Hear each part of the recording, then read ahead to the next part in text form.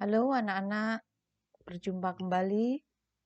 Kita akan berbicara mengenai kehidupan masyarakat praaksara. Kalau kemarin kan kita sudah berbicara mengenai manusianya. Nah, sekarang kita akan membicarakan mengenai kehidupan mereka seperti apa. Zaman praaksara itu. Nah, perkembangan masyarakat zaman praaksara itu yang kita bahas itu ada 4 bagian. Tetapi kali ini kita 4 bagian itu akan kita tinggal satu. Kita akan berbicara mengenai masa yang paling tua dulu. Masa berburu dan mengumpulkan makanan atau dikenal sebagai food gathering. Yang kedua, masa bercocok tanam itu lebih lebih maju. Kemudian masa ketiga adalah masa perundagian. Nah, mari kita satu persatu. Ini adalah kehidupan masa berburu dan mengumpulkan makanan atau food gathering. Apa yang kalian lihat di dalam gambar itu? Ya, mereka sedang berburu dengan peralatan yang sangat sederhana. Dari gambar ini kita dapat menangkap ciri-ciri kehidupan mereka.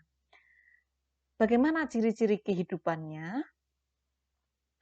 Yang pertama, manusia masih tergantung pada alam.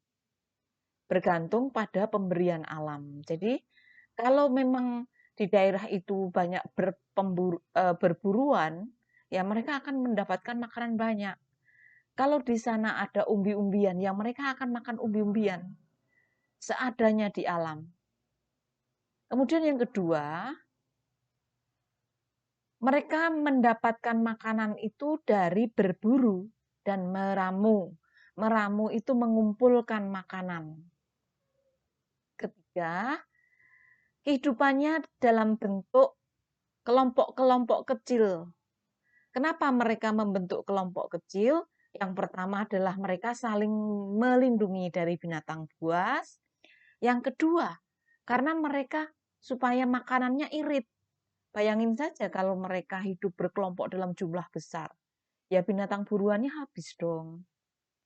Kemudian yang keempat, bagaimana mereka bertempat tinggal? Mereka tempat tinggalnya berpindah-pindah atau dikenal dengan istilah nomaden. Apakah mereka sudah mengenal agama? Tidak. Maka ciri kelima adalah belum ada sistem kepercayaan. Peralatan yang mereka gunakan sangat sederhana. Terbuat dari kayu-kayu seadanya, tulang, kemudian terbuat dari batu yang diasah kasar. Kehidupan berikutnya, yaitu masa bercocok tanam. Itu tingkatan lebih tinggi. Mereka apakah menanam tanaman seperti kita sekarang padi? Tidak. Masa bercocok tanam ini adalah masa ketika manusia mulai memenuhi kehidupannya dengan cara memanfaatkan hutan untuk dijadikan ladang. Ditanami tanaman sederhana yang mereka butuhkan. Gitu. Nah, bagaimana kehidupan manusia masa bercocok tanam? Mari kita lihat. Ya, mereka bercocok tanam seperti ini. Kemudian mereka memiliki tempat tinggal sementara, terbuat dari gubuk-gubuk. Sementara mereka nanti kalau sudah kesusahan di situ, hutannya sudah mulai kering, mereka akan pindah. Kemudian mereka sudah hidup dalam kelompok-kelompok kecil dan sudah mengenal peralatan yang sudah diasah agak halus. Ini contohnya. Nah, ini contohnya ya. Kapak lonjong dan anak panah dari batu. Kemudian mereka juga sudah mengenal keramik-keramik yang terbuat dari batu. Itu gambarnya. Kemudian yang masa ketiga yaitu masa perundagian atau masa pertukangan. Undagi adalah tungku api, itu namanya perundagian. Nah, bagaimana ciri mereka? masyarakatnya itu sudah tersusun menjadi kelompok-kelompok yang majemuk, sudah banyak sekali. Majemuk itu artinya bermacam-macam. Ada petani, ada pedagang, ada perajin, ada dukun.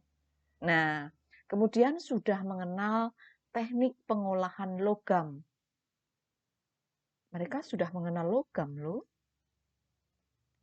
Kemudian sudah membentuk perkampungan dan memiliki pemimpin. Otomatis mereka hidup sedenter atau menetap. Kalau yang tadi-tadi yang masih sangat purba tadi, nomaden ya. Ini adalah sedenter atau hidup menetap. Kemudian mereka sudah mengenal sistem kepercayaan. Nah, masalahnya tugas kalian adalah anak-anak cari informasi tentang 4 sistem kepercayaan zaman praaksara. Sistem kepercayaan apa saja sih? Misalnya kamu menemukan animisme. Animisme itu apa? Dinamisme. Dinamisme apa? Totemisme, samanisme. Nah, kalian cari tahu itu. Boleh lewat Google, lewat buku, atau boleh bertanya kepada kakak kelas, atau dari mana saja. Oke anak-anak, sampai jumpa.